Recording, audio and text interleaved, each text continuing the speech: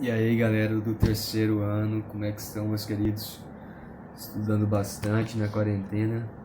Bom, esse é um vídeo experimental pra gente ver como é que vai ficar, se vai prestar ou não, tá? Então eu passei pra vocês algumas orientações de estudo, umas páginas pra ler e uma atividade pra fazer, coisa simples. Só que, ó a gripe aqui. Só que eu queria dar também uma orientação para vocês e acho que a melhor forma de fazer isso é em vídeo ou em áudio, então essa é uma tentativa. Tá? Eu encaminhei para vocês no grupo o slide que eu usei na última aula sobre Guerra Mundial, então dê uma olhadinha lá. E é isso, vamos que vamos. Deixa eu só inverter a tela aqui para eu filmar o computador. Galera, tá aqui o slide da nossa última aula, vamos voltar lá para o início, né? A Grande Guerra Mundial, porque até então não havia uma Segunda Guerra Mundial, então essa era a única e a Grande Guerra Mundial. E a Belle Époque, período anterior à Guerra Mundial, que era um período assim que ninguém imaginava que fosse acontecer uma Guerra Mundial, e aconteceu. Tal como é hoje, ninguém imagina que vai acontecer uma Terceira Guerra Mundial, e isso é irônico porque ninguém imagina que vai acontecer. No caso das pessoas que viviam na Belle Époque, eles também não imaginavam, no entanto, eles foram surpreendidos. Porque nós também não, né? Eu não acredito, mas é irônico. E o que foi a Belle Époque? Foi a Bela Época, tá? Lembra aí que é um movimento artístico, cultural, tecnológico. Não é um movimento, é uma característica da Europa. Né? A Europa estava vivendo aí um período de descobertas tecnológicas incríveis, como, sei lá, o avião. O trem não era uma descoberta, mas o trem ele tinha trazido, o trem eu falo como meio de transporte, a ferrovia, a locomotiva. Ela tinha trazido, vamos dizer assim, um intercâmbio cultural muito grande entre os países da Europa e eles estavam desfrutando desse intercâmbio nesse momento. Bem como as viagens a navio, né, cruzeiros e exposições artísticas, a arte, a moda, a arquitetura, tudo isso se juntava e formava essa bela época que a Europa vivia e que não anunciava uma guerra mundial. A unificação alemã. Quem unificou a Alemanha? Otto von Bismarck. Quem unificou a Itália? Camille Cavour. Essas duas potências foram as últimas a se unificarem, a se tornarem países, né, estados nacionais. E isso é importante porque traz aí pra gente a informação sobre o nacionalismo, né? E é importante também porque vai mostrar que a Alemanha ela foi um dos países que se unificou por último e mesmo assim vai se tornar uma grande potência. No entanto, apesar dessa rápida ascensão da Alemanha, deixa eu inverter a tela aqui para vocês de novo. Vou virar a câmera aqui para vocês que eu acho que é melhor de explicar. Então deixa eu falar aqui bem rapidão, bem resumido, porque eu já falei sobre isso aqui antes. É só para dar uma incrementada, para dar uma revisada na mente de vocês. Por que a Alemanha ela tinha uma intriga com a Inglaterra e com a França? Com a Inglaterra ou com a Grã-Bretanha, com o Reino Unido, né, tudo se resume na Inglaterra no final das contas. É porque a Inglaterra era um país industrializado, era uma potência naval, tinha várias colônias espalhadas por todo o globo terrestre, e a Alemanha era uma potência que tinha acabado de surgir enquanto país, enquanto nação, não tinha várias colônias espalhadas pelo globo terrestre, e não era uma potência industrializada, não tanto quanto a Inglaterra. E ela queria ser isso, ela queria alcançar a Inglaterra, ela se sentia, digamos assim, que eles se sentiam tão bons quanto, ou melhores que eles, e não era justo que eles estivessem em uma situação inferior com relação a poderio econômico e bélico, com relação aí às embarcações inglesas. Só um instante. Pronto, que o celular está escorregando aqui. E por que a Alemanha tinha uma intriga com a França? Vamos lembrar que pouco antes da Prússia se tornar a Alemanha, você teve a Guerra Franco-Prussiana, em que o Império da Prússia conquistou um território da França chamado Alsácia e Lorena. Né? Teve uma guerra entre a França e a Prússia conquistou essa terra. A Prússia deu origem à Alemanha. Basicamente, a Prússia ela é a Alemanha. Então está explicado, né? A Alemanha ela ganhou entre aspas, um território da França, e isso gerou um revanchismo da parte francesa. Eles querem essa terra de volta. E por que esse território ele é importante tanto para a França quanto para a Alemanha? Porque é um território rico em carvão, é um território nobre, ele tem uma economia baseada na produção de vinho, enfim, é um território que rende dinheiro. E tem carvão. Isso é importante, porque carvão é energia que movimenta locomotivas, navios e transporta tudo, né? Enfim, dentro da logística da economia de um país, a energia, no caso o carvão, como fonte de energia, é importante. Agora voltando aqui para o nosso slide, tá? A gente vai ter aqui o tópico Rússia, Estreito de Bósforo e Dardanelos, que é o que dá saída para o mar quente da Rússia. E a Rússia precisa disso, eu vou explicar mais na frente o porquê que a Rússia ela precisa dessa saída para o mar quente que fica justamente ali no Estreito de Bósforo e Dardanelos. O crescimento de um nacionalismo forte, Sérvia, Balcãs, pan-eslavismo e pan-germanismo. Vamos falar sobre isso. O que é o nacionalismo?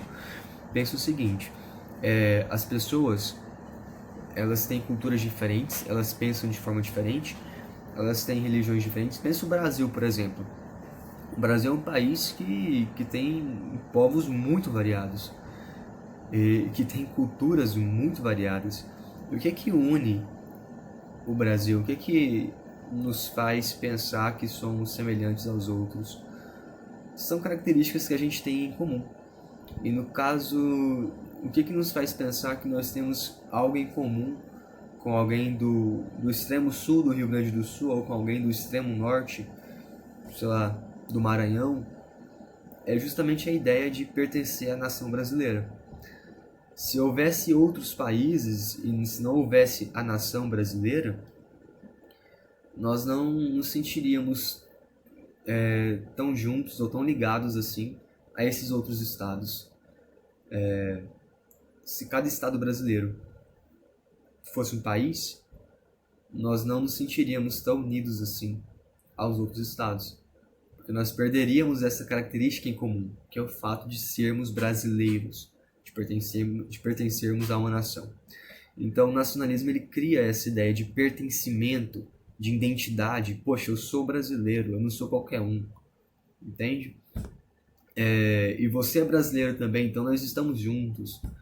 Então esse sentimento de partilhar uma mesma identidade, de partilhar uma mesma origem, isso une a nação, isso cria a nação, sustenta a nação, tá? Agora vamos falar sobre o pan-germanismo, pan-eslavismo e Grande Sérvia. Vamos lá. A Grande Sérvia. Então vamos dizer o seguinte.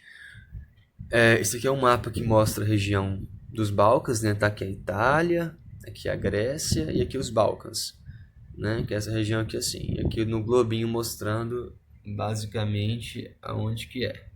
Tá? Se liga aí. Então a Grande Sérvia seria isso.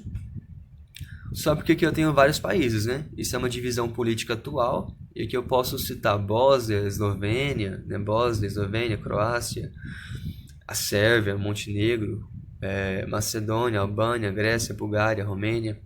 Beleza. Alguns desses países possuem uma característica em comum com relação à sua população. É um povo que tem uma raça em comum, uma etnia em comum, que é o povo eslavo e dentro deles o povo sérvio. Então, existe um ideal de nacionalidade sérvia que compreende todos esses países aqui, ó. Todos eles. Embora cada um deles sejam divididos politicamente e geograficamente por fronteiras diferentes. Mas o povo que vive nesses lugares possui uma identidade cultural e racial semelhante.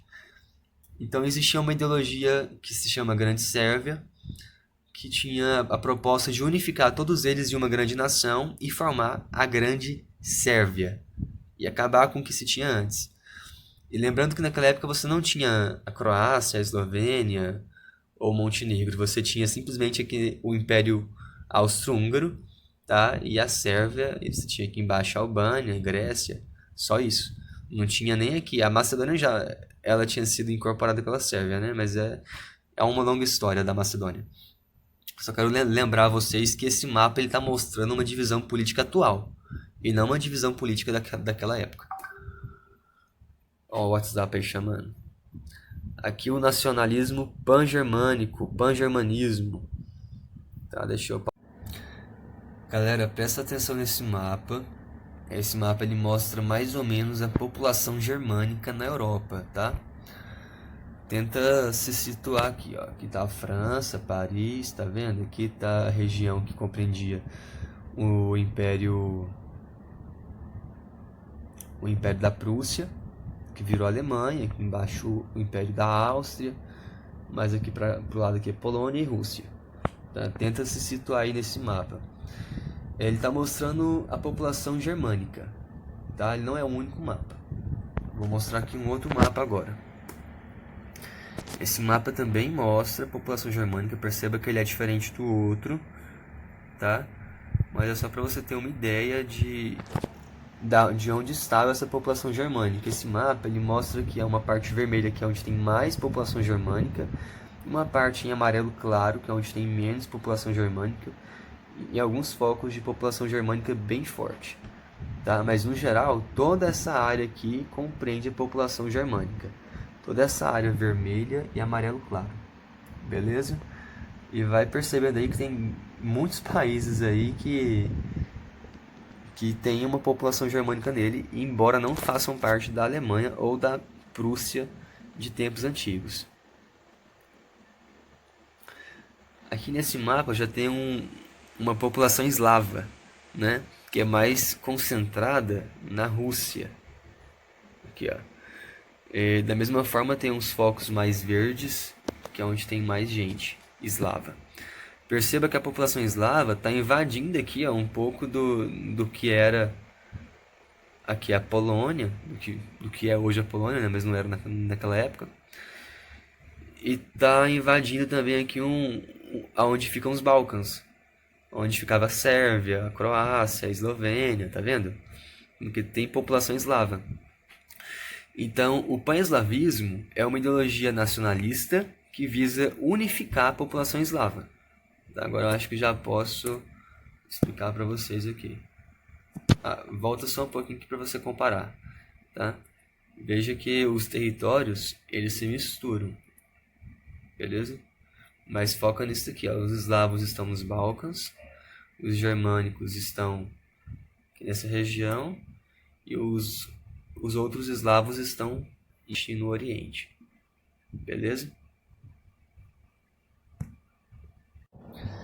Então você já tem uma ideia do que seria essa população pan-eslava ou do que seria essa população germânica que formaria o pan-germanismo, o pan-eslavismo e a Grande Sérvia. Você já sabe aonde está cada região e cada povo, tá? Grande Sérvia, pan-germanismo e pan-eslavismo.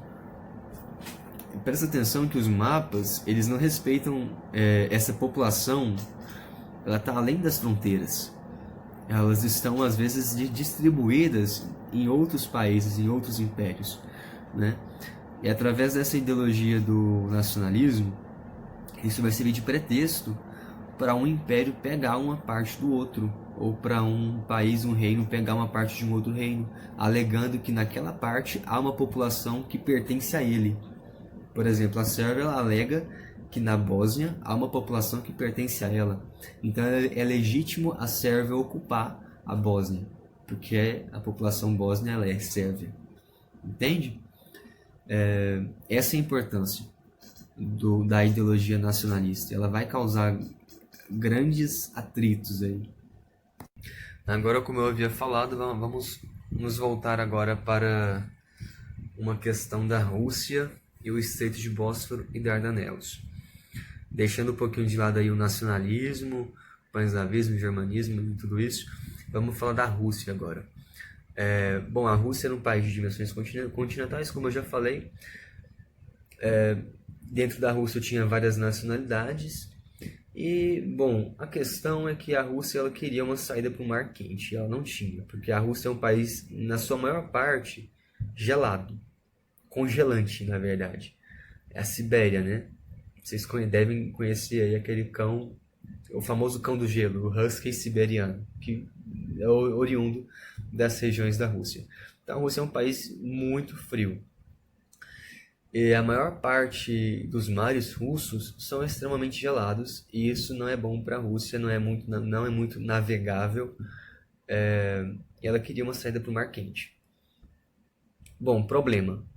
Deixa eu mostrar aqui um mapa para vocês. Vamos lá, aqui esse mapa aqui eu vou conseguir explicar o que eu quero falar.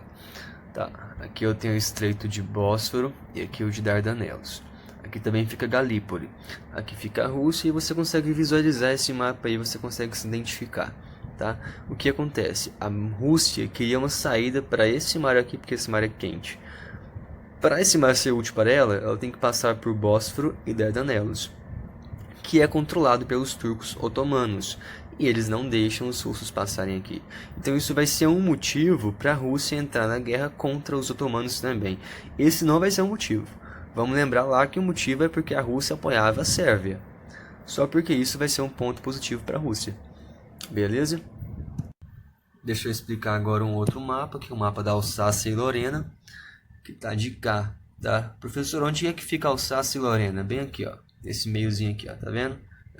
Essa divisão aí entre a Alemanha e a França é a Alsácia e a Lorena.